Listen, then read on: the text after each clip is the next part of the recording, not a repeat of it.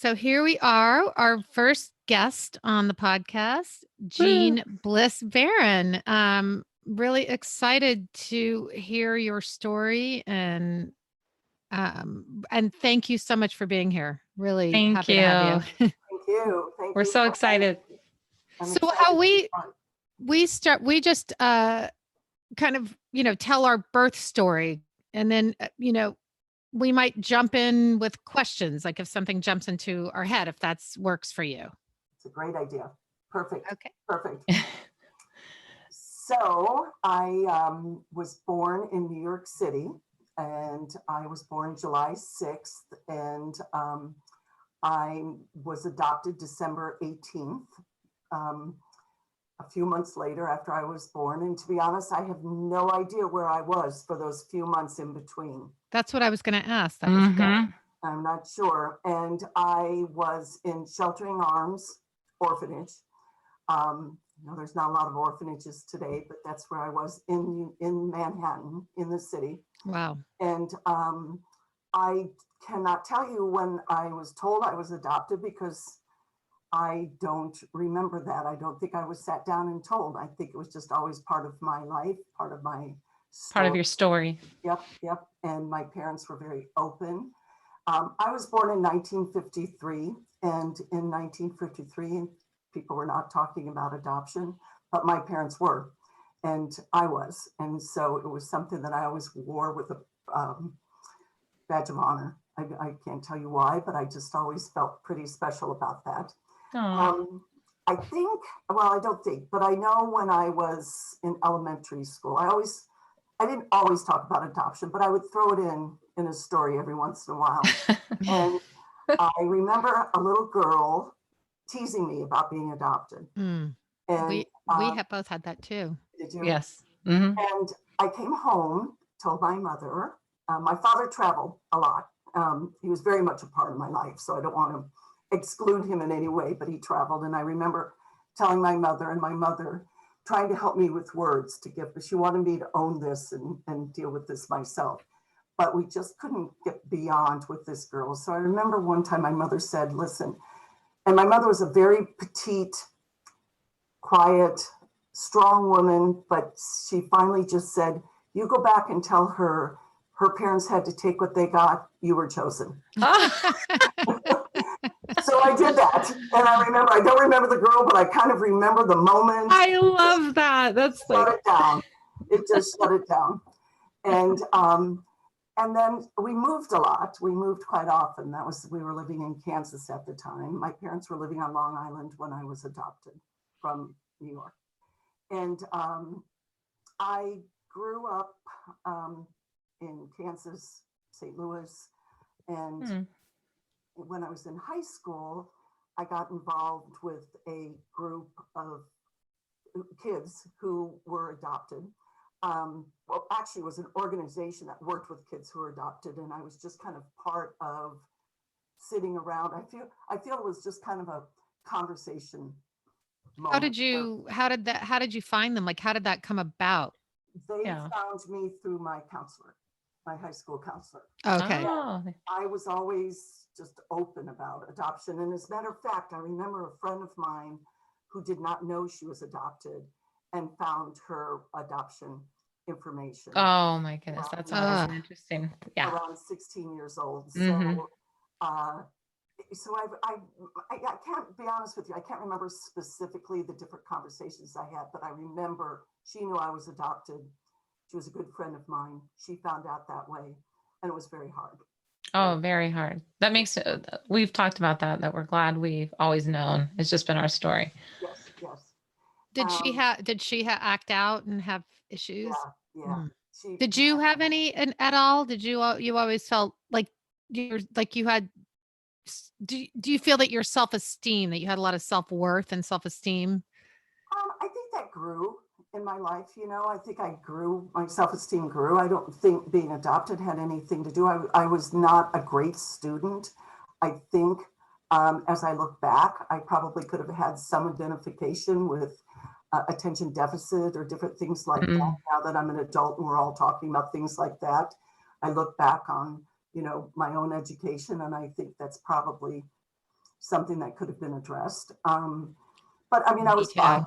I was, you know, I was fine. I got through school, went to University of Missouri in Columbia. Yeah. Yeah. And yep. And then just kind of moved on from there. But it wasn't until a few years, well, I'm living in Connecticut now, and I teach preschool, and I'm the director of a preschool. And this is my 30th year there. Wow. That's amazing. Yeah. You're doing good work with little guys. I love it. And I've always been attached to children. I'm kind of jumping ahead here, but the reason I'm telling you this is that I always celebrate Adoption Awareness Month. I always have a child in my class who is adopted or was adopted. How wonderful would that be? That's an amazing thing. Yeah, and so I've actually met a friend that's I'm still very close to, has an adopted daughter, and found out I was adopted because I'm very open with my students, and I just kind of bring them all in to that story, hoping that the one child that's adopted will hear my story. So in November, I read books and we talk and have conversations about adoption. And that's wonderful. It's quite an interesting conversation because it often turns into, well, my parents aren't going to give me up. So I really have to kind of guide that conversation that, you know, they aren't going to give you up, you know. Right. But I wanted to also say I married a gentleman Andy, who had 2 children. Their mother was killed in a car accident. And we got married, and I decided to adopt them. And so I do have 2 adopted children and 1 biological child. How old were they when you adopted them, when their mother died and when you adopted them? Well, I adopted them at 4 and 6. How? And they were 4 and 2 when their mother died. Oh, wow. And then I had this that's hard. Who we call, but the great part of this story is that the day that their adoption went through was the day that my son was born. Oh, so my goodness. I had wow. on one day. That's neat. Actually, there's no coincidence in that. That's really special. No. And I wanted to be really sensitive to them in many ways. I don't remember my parents ever feeling, my sister, Sue, is my parents' biological child. They adopted my brother, Pete, and then a couple years later adopted me. My mother couldn't have children after Sue was born. And so when I married Andy, Brendan, and Lexi, I always say that I married the 3 of them. Oh. I decided to, I always wanted to have my own, or I don't like to say it the way, a biological child. So when Zachary was born, the birth announcement was from Brendan and Lexi that their brother was born. Okay, that's special. And are they all close now? They are, but they're far apart in age, 9 years apart between the boys. And my daughter struggles. She struggles from depression and addiction. So we have been raising her daughter. So I'm a grandparent raising a grandchild as well for about 16 years now. She's 19. She moved in. Oh, wow. Yeah. Wow. That's a full plate. It's a full plate. It's a great plate, though. It is a great plate. It is.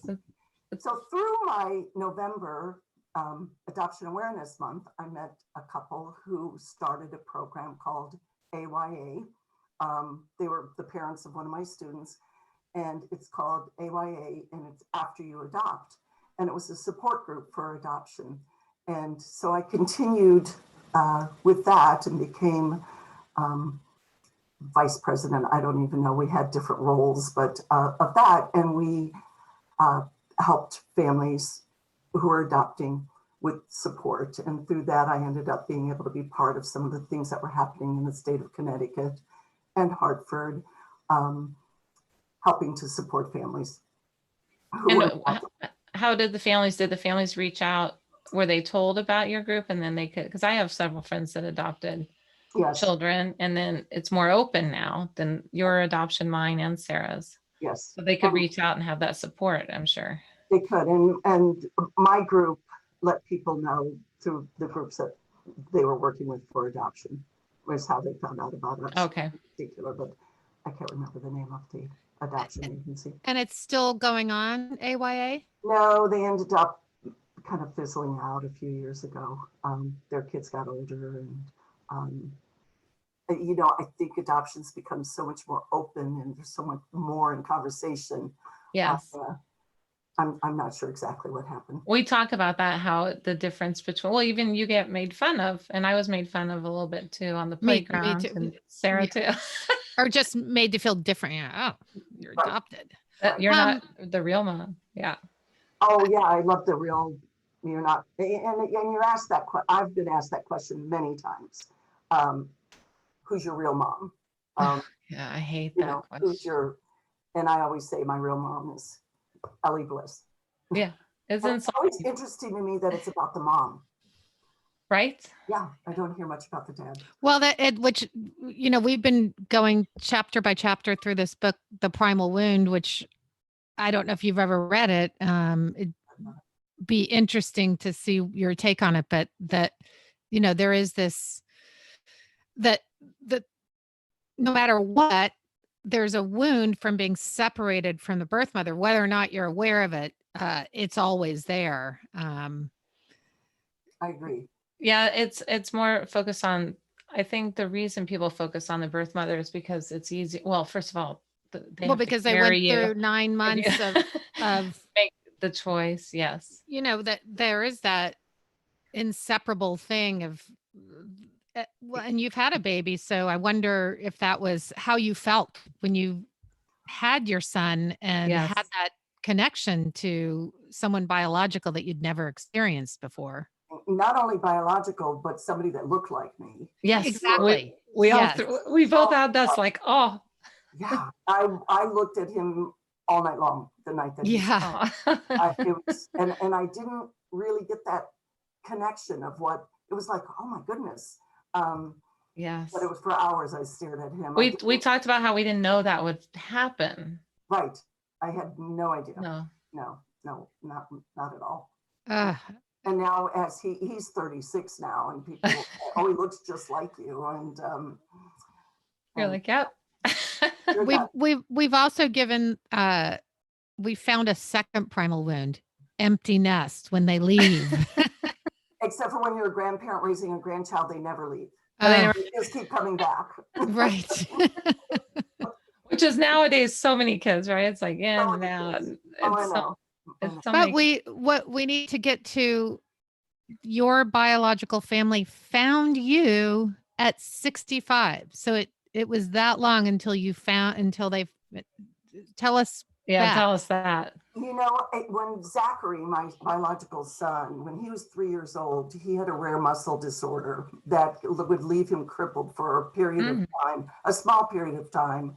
And they, to this day, couldn't figure out what was going on. And that happened every couple of years. Wow. My parents had always told me that they would help me search if I ever wanted to find my biological parents' family.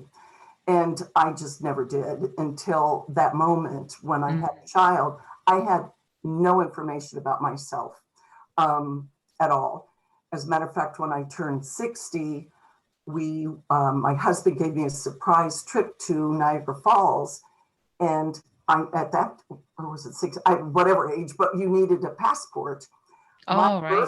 My birth certificate is this small birth certificate with Jean Bliss on it, but nothing else. That became a bigger deal than my granddaughter, who we were raising as legal guardians with our name, but we had changed it to Barron. It became a bigger deal, me proving that I was a U.S. citizen than it was who she was. Because the state of New York was not letting adoptees get their birth certificates until actually about 2 years ago. That's just interesting and really holds up a whole segment of their lives. It did, and my parents tried, and I must be a very thin file in New York, and we couldn't find any information. Wow. So Ancestry. Was it Ancestry? Yes. I mean, my stories are always quite interesting. So as I told you, I have 2 adopted children and 1 biological. Zachary decided he was sitting around with friends, my biological son, they all decided they were going to sign up for Ancestry for the kind of the fun of it. Right. And Yeah. he did. And my son Brendan had signed up for Ancestry as well. And all of a sudden, Zachary started getting comments that Brendan wasn't getting. So all of a sudden, it became quite clear that my side of the family was finding Zachary, and whatever wasn't on Brendan's was not my side of the family. It was my husband. Yeah, it's so interesting. You don't really think of you think, oh, they're going to tell me I'm from Germany and this part Scottish. And yeah, what you forget is, oh, all these people are connected to you. They come crashing in. Yep. And so a cousin who was also adopted reached out to Zachary. And I can tell you my first reaction was, I'm not interested in this. Uh-huh. And then I thought, oh, this is probably not real. I mean, you hear all of these things that are going on through social media, and I just thought this is not real. And she reached out to him a couple of times, and then I decided I needed to get him out of the middle, that this wasn't fair to him. So I wrote to her, and I told her the story that I was told, which was that my biological mother's husband had passed away, and she was being consoled by a family friend, which resulted in me. Some friend. So what happened? Well, the world got you. That's the benefit of that. Yes, here I am. And my cousin, Lynn, biological cousin Lynn, had already done all kinds of research. She was very interested in searching. She had found my half-sister. And as we went on in the conversation, she was talking to my half-sister. That story is true. My biological mother's husband, yes, died in August, and my birthday's July, so I was conceived a couple months after he passed away. That is very interesting. It's true. And so that's kind of how Did you started. Find anything out about the consoler, your biological father? The consoler. That could be its own story. Should I tell you what I call them? Yes. Sperm donors. Yeah. Sperm donors. Right. I did. All of a sudden, on Ancestry, you have those numbers, and I can't remember exactly what they're called, but kind of rates how close you are to that person. So I've got Zachary at the top, and then Evelyn, my half-sister, but all of a sudden, about a year ago, another half-sister popped up in between Zachary and Evelyn, who's my biological father's side. Wow. But I have met Lynn, my cousin who lives in Florida, and my half-sister. We met one time. And she was, here's one of the reasons I never searched. As I did more with adoption, I saw and heard and read about families that have been destroyed by children showing up on the front doorstep that they didn't even know their parents had. Evelyn was told that I died. So I can't remember how old she was, but she's 2 years older than I am. And then I don't think my biological father's daughter knew anything about me. So she had to go around her childhood thinking that she lost a sister. Yes. And then now she has that, which she can have this relationship with you now, but that's a really harsh, that's like kind of like, oh, because you heal that yourself your whole life, and all of a sudden that's not true. Gosh. And she, now has to live with this falsehood that she's been told. Yeah. That she was lied to. She was lied to. And people it's the soft lie right back then to protect people, but it never protects much. My biological mother had been married. He passed away, got married again. That gentleman passed away. Wow. Then I was conceived, and then she had a long-term relationship. And so she had 4 children, 5 including me. I'm the only one that she gave up. she kept the other ones. Oh, I have the same scenario. You, I talked Mhm. about it in the very first episode, but yes, I- 5 um, of us, and I was the only one. Yeah. so I And think this holds yeah. true. I have the I have that just relating to what you said about the finding your biological family and crashing in. I have my biological mom's side found me, but I really have no interest in finding my father. So I have interest. I told Sarah about this in episode 2, which hasn't come out yet, but it's more that sort of, he was a young kid who got my mother pregnant, my biological mother pregnant. So it's kind of that crashing in, like, hi, everybody, here I am, that probably have no idea. I don't know that I need or want to do that. It's a very... Jean, I do have a question about your biological father, just because I'm so, the story is so interesting that he was consoling your biological mother. That's what my mother told me. Your biological, right? No, my adopted mother. No, but I'm saying he was consoling your biological mother, and that's how she got pregnant. Mhm. How old was he? Oh, he was older. Okay. They both. That answers my suspicion. She had 2 children before that happened, so she was clearly aware of how this works, for sure. Yeah. For sure. My mother that raised me Mhm. always had positive things to say about Ruth, who is my Yeah. biological mother. And I just, looking back, that was her way to just be gentle about the fact that I was a one-night stand, pretty much. Yeah. Yeah. And she was always just wanting to make everybody feel good about things. And, I didn't hang on to that story. In my life, I've made up stories about who my biological mother. I remember one time thinking, New York City, and I was living in the Midwest, and I'm thinking, oh, New York City, somebody on the streets, Oh, right. Or, I mean, I could come up with some great stories if I wanted to really make myself look cool. Because New York City, when you're in Missouri and New York City, it's Yeah. We've talked about this. I know, because that's where. Sarah went Missouri to New York City. Oh, you really? Well, because my whole biological family is from New York as well, and New Hampshire, and that I always felt such a strong attachment to New York. And then the minute I got there, I'm like, oh, I'm home, without ever knowing that I actually was from there until much later. But And I feel the same way. We go into New York. We're only about an hour and a half from New York City, so we go in, and I've always loved leaving, but I've always loved going too. They're from Long Island, It's and not I also Queens for me. Queens. That's Yeah. exactly, yes. Rockaway Beach. Oh, so I always wondered, because people could, go into New York City and have a child and leave from anywhere. Mm-hmm. So I didn't know if they were really from New York or from. I mean, I didn't know anything. So I think it's kind of funny to end up an hour and a half from where they are. I think that's very interesting. Yeah. We actually, all 3 of us have the Midwestern roots too. My mom, my adopted mom, my mom, she was born and raised in St. Louis, Missouri, and proud Missourian. And Sarah's from Missouri, and it's just an interesting little segue. When I was reading that, I'm like, oh, we have another Missouri.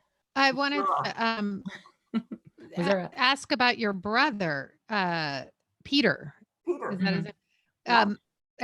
So he was adopted too, and did he ever find his family? How was he growing up? Was he told the same like special stuff that you were? We both. Oh, by the way, I also knew my name. I forgot. I left that. Oh, that's a really important piece here. My name was Teresa Schumacher. Wow. And, my name was changed when I was adopted, so that lined up with Ruth Schumacher as well. Wow. Yeah. But Pete was always more interested in searching and finding things out, and but he was told his name, but he doesn't remember it. So when he got older, he was really interested. And when our mother passed away, our parents passed away 3 months apart from each other. And when they passed away, Pete became even more interested. So he had signed up with Ancestry and himself. And I think, would love to search more. That's a whole journey, isn't it? It's so interesting. Well, and he's watched you go through all of this. I mean, Yeah. So he hasn't, he did sign up with Ancestry? He did. Oh, nothing yet? He's found some things. Pete lives in Florida. We've talked about it, but I don't know exactly. He's asked me to help him. He's struggling a bit with exactly how all of this works. Yeah. Technology. Yes. Pete's older than I am, and Yeah. I'm trying to figure out technology too. So, but and I think it's interesting because everyone always thinks that adoption, these things, you everything you want to know when you're young, and it's about being, but really, I mean, we're kind of grasping all this. I mean, we're past 50, everyone's older than 50, and this is when we're really delving into it. And I think it's just very interesting. And I'm not sure how far I want to take this. I have to be honest. I've been kind of overwhelmed, underwhelmed. I don't know where I land with this. I have a great life. I had great parents. I'm not sure. And my half sister has been in contact with me quite a few times, and she feels terrible about me being adopted and about the fact that I was given. And so every time we talk, she just tries to figure this out. And you don't need that figuring out as much. No, and I feel bad for her. I do. That she was lied to her whole life. And well, she's got some, that's kind of her journey to work. Yes. It's an interesting, we had my biological family, it was very interested in me, and I felt the same way. Like, I really loved my parents in my childhood and my extended family. I told Sarah last week that, I'm just extremely loyal to them and love them. And I've been more, I'm the pusher off of the close relationship, because they have guilt. That's a whole nother story, but they have guilt around me, or, they feel bad for and I'm like, don't feel bad. I had the greatest life. So but it's hard because there's two sides, and it affects other people, not just the biological mom. And like, you start to realize there's all these extended people who are affected by this too. It's a very interesting journey, this whole thing, and where you want to go with it is a personal thing. Like, opening one box leads to another. So it's. And I never thought I would be here. And now New York is open. My biological father's daughter has asked me if his name is on my birth certificate. Now, I don't know the answer to that, but New York she's still questioning this. She's the validity. Yeah, the validity of all. I mean, she is. Why would you make it up? Is he an Astor or something? Or which is who I thought were my birth parents, by the way, when I fantasized that they were an Astor. I don't know why, but I did. I used to always say when I would talk about adopting, if I had any siblings, I would like to know my siblings. Yeah. And if they had a lot of money, maybe they could pass it on to help get my kids through college. That's about as far as I took, in my joking way about all of it. But it's a strange place to find myself at this age. It is. Yeah. Well, I mean, just when you've gotten to this, you're, and your grandchild is now 19. So you've gotten her through rough patches, and take a breath, and then boom, this whole other. And I don't know what to do with it. I find myself not sure what to do with it. Well, I guess when you don't know what to do nothing. Yeah. I think the answers come and you do what you feel motivated to do. Yeah. And sometimes I'm just like, let's write all of this down. And then I'm like, just turn the page. Speaking of that, you said that what I liked is that we wanted to close with. Yes. If you wouldn't mind quoting, I mean, because we could talk all day, but this is a topic that I could go on and on and on about. Yes. But, when I was adopted, telegrams were being sent. I always say, when you're looking up your age, when you're my age, and you have to spin that wheel to get to the year that you were born. Yeah. I need time to spin that wheel to get down to 1953. Yeah. But, I have a telegram that my mother's father sent to her when I was adopted. And it's not flesh of my flesh, nor bone of my bone, but still miraculously my own. Never forget for a single minute, you didn't grow under my heart, but in it. And that's how Oh, I was raised. Yeah, that's I beautiful. love that. Yeah. Makes I me love cry. that. That's how That's my beautiful. mom, my mom is that way Yeah. with me to, just, I remember somebody, no, Huh. I'm like 5'9.5". She's 5'4", Tiny. I know, yeah. maybe. She has Mhm. dark hair and dark eyes, and I have green eyes, and people would say, "You look just alike." Uh-huh. I always looked just like my dad, and we would just look at each other when people would say that. I always got that with my mother, and she's a redhead and shorter. But there was something about us. We just did. And my mom passed last year, and I'm having, Mother's Day's coming up. So hearing that poem, I'm just like, oh, it's like, because you always say, you're my special baby, Yes. I always felt chosen. I really Yeah. did.